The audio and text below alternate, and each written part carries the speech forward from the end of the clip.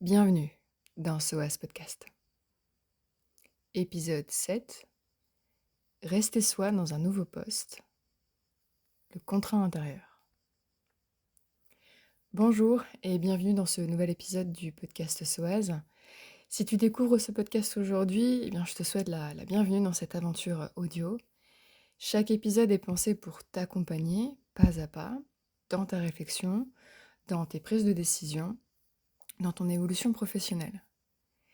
Et même si un fil rouge existe entre tous les épisodes, tu peux les écouter indépendamment. Ils sont tous des capsules que tu peux ouvrir selon là où tu en es sur ton chemin. Dans l'épisode précédent, je t'ai parlé de ce moment un peu vertigineux, quand une opportunité se présente, ce moment où le fameux oui arrive, mais après le oui, que se passe-t-il ? C'est ce que nous allons explorer aujourd'hui, parce que débuter un nouveau poste, c'est aussi devoir trouver sa place. Et parfois, cette place, on la cherche tellement qu'on s'oublie. On ne nous apprend pas vraiment à nous poser cette question, comment je veux être dans ce nouveau poste ? En revanche, on nous apprend plutôt à réussir l'intégration, à faire une bonne impression, à répondre aux attentes de son extérieur. Et dans cette logique-là, on se met parfois en mode caméléon, sans même s'en rendre compte. On sourit, on suit, on s'adapte, à la vitesse, aux méthodes et aux non-dits aussi. Et sache que moi aussi, je suis passée par là. Je suis rentrée dans une structure qui, sur le papier, semblait correspondre à mon parcours. Mais très vite, j'ai senti que quelque chose coinçait. Pas forcément dans les missions, mais dans l'ambiance. Le rythme, les process, la culture d'entreprise. Et pourtant, crois-moi, j'ai essayé. J'ai mis mon énergie à coller à l'environnement, à entrer dans le moule. J'ai mis mes idées en pause, ma vision en sourdine.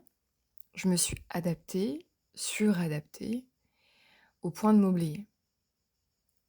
Et un jour, après 2 mois en période d'essai, j'ai réalisé que je n'étais plus à ma place. Pire, j'étais en train de m'éloigner de qui j'étais réellement. Alors j'ai pris une décision qui, je le sais, fait peur à beaucoup. J'ai choisi de rompre le contrat.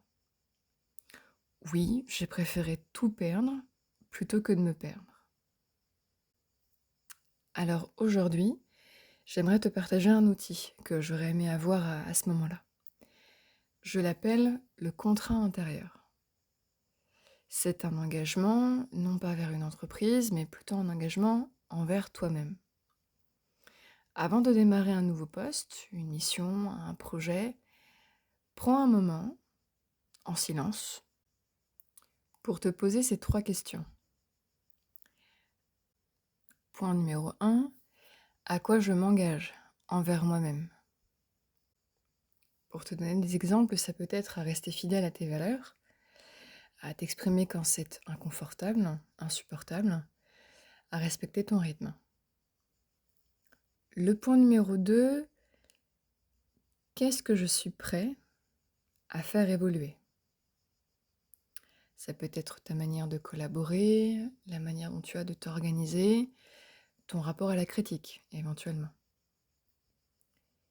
Et en point numéro 3, qu'est-ce que je refuse de compromettre ? Et là, on va parler de ton intégrité, de ton équilibre et voilà, de la vision que tu as de ta carrière professionnelle. Note-les et relis-les régulièrement. Et surtout, ressens-les. Alors ce contrat, c'est pas un document RH, c'est vraiment une boussole. Il est là pour t'aider à garder le cap, et surtout quand l'environnement pousse à te tordre dans tous les sens. Prendre sa place, ce n'est pas forcer.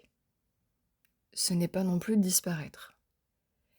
C'est se présenter tel qu'on est, avec sa voix, ses idées, ses limites, et sa façon d'être au monde. Et je sais que ce n'est pas facile. Parce que parfois, quand une opportunité arrive, on a peur de la gâcher, On veut faire plaisir, on veut assurer. Et je mets le terme assurer entre guillemets, même si vous ne me voyez pas. Mais une opportunité qui te pousse à devenir quelqu'un d'autre, ce n'est certainement pas la bonne. Alors si tu es en train de débuter quelque chose, je t'invite à revenir à toi, à utiliser cet outil, à écrire ce contrat intérieur, mais surtout à ne pas oublier que ce que tu es vaut déjà quelque chose. Tu n'as pas besoin de te déguiser pour être à la hauteur. En conclusion, ce podcast est là pour t'aider à avancer, pas à pas. Et parfois, avancer, c'est aussi savoir faire demi-tour, dire non, ou simplement s'écouter plus fort.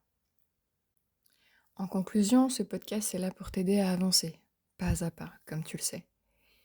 Et parfois avancer, c'est aussi savoir faire demi-tour, dire non, ou simplement s'écouter plus fort.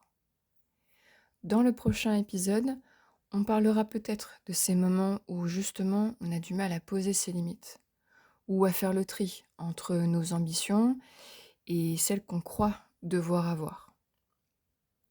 Mais d'ici là, prends soin de ton énergie, elle est précieuse. Je te dis à très vite et n'oublie pas, on avance pas à pas.